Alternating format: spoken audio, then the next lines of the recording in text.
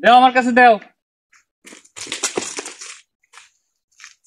বেন্যালে কইছিলাম আশটা খুব দিয়ে ছাড়া লাগবে না, আশটা দেশে ছাড়িয়া অনেক কষ্ট করিয়া এরা দুইজনে লড়াইয়ে ধরছে। আজকে মোরা খামু আশরুড়ি পিঠা। শীতকালে মগ এই বরিশাল অঞ্চলে সবাই খুব বেশি বেশি পছন্দ করে আশরুড়ি পিঠা। এই জন্য আজ মোরা খামু আশরুড়ি পিঠা, সাথেই থাকুন।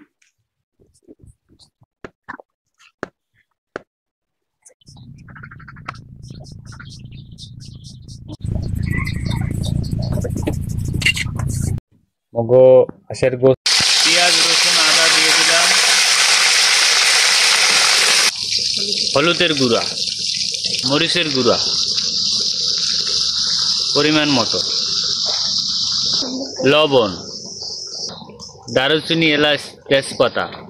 এখন মশলা কষাইয়ে নিমু। মগো মশলা কষাইন হয়েছে, আর হাঁসের গোস্ত দিয়ে দেবো।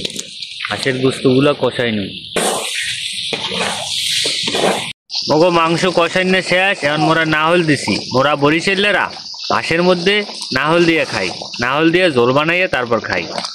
মগো হাঁসের গোস্ত রান্ধন শেষ। এখন মোরা জিরার গুঁড়া দিয়ে উড়েই হালাম।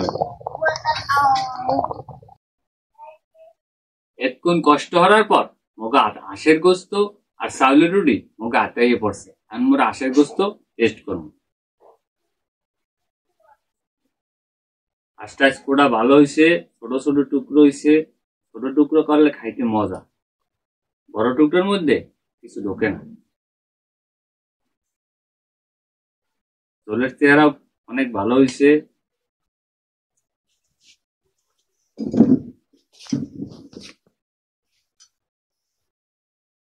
হাতের চাউলের রুটি, আজকে ধান ভাঙ্গাইছি কল দিয়া, খাই দেই কেমন লাগে। বিসমিল্লাহ।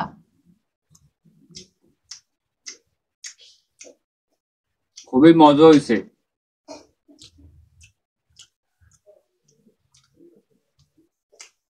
এই শীতে বরিশালের প্রত্যেকবারই হাঁসের গোস্ত আর চাউলের রুটি খায়। এটা খাওয়ার মজাই আলাদা।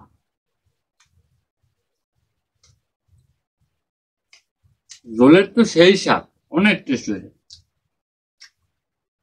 মাংস ভালো সেদ্ধ হয়েছে, খুবই ভালো হয়েছে। গাইস আপনারা কিন্তু খাইবেন।